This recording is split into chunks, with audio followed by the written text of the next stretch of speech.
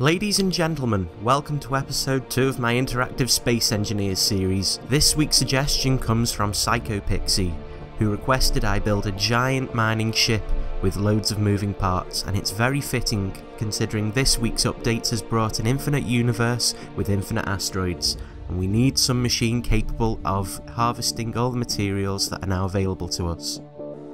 That is where this comes in.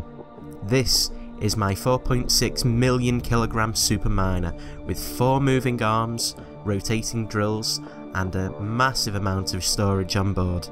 The ship works by closing the 4 mining arms over the asteroid you want to mine and slowly gouging out huge areas of rock. The arms have to move slowly, else they make shear, and that was a problem I had when designing it. The materials are then taken to these cargo containers, which are then stored until we need them. The cargo containers make up a vast proportion of the ship. We have many of them, so the ship can mine for days on end without it being interrupted. These enormous thrusters provide the manoeuvrability, and at the back we have a connector that extends so the ship can dock with a space station. This is necessary as there are no refineries on board, and the cargo will have to be offloaded every now and then. You can extend the piston by pressing this button here, which goes out so as to provide clearance, as I don't want the ship's thrusters to damage the station or there to be collisions from getting too close.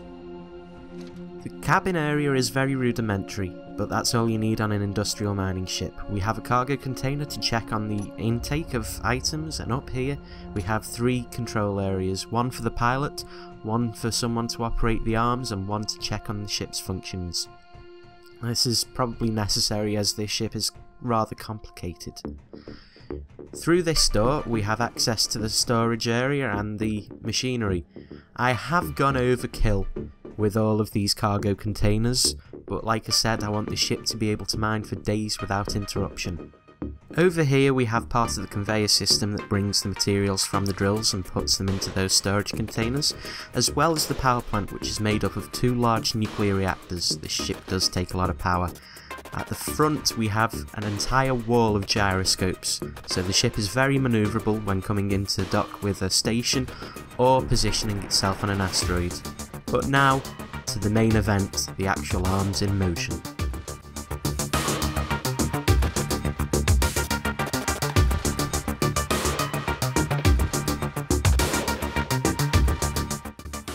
Obviously this video is accelerated. If it was to show you the full process, it would take 12 minutes, and if it was to make the rotors move any faster, the arms would snap off. So hey, get a time lapse out of it.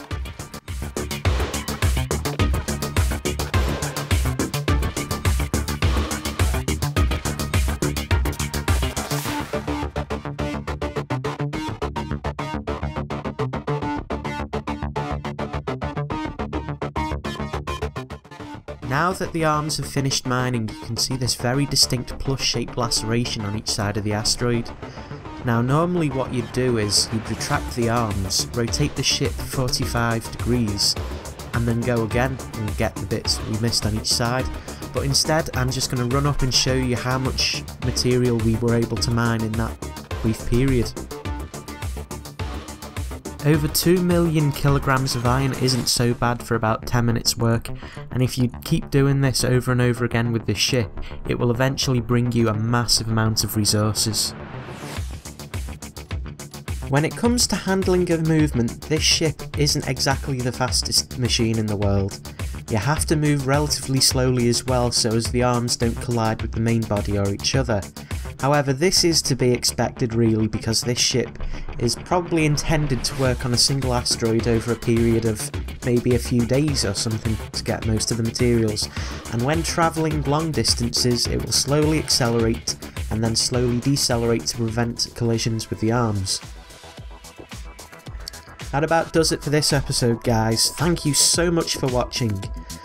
If you enjoyed, be sure to like, favourite, comment and subscribe. Make sure you leave a suggestion for next week's episode, and I'll see you later. Take it easy, have a good day, bye bye.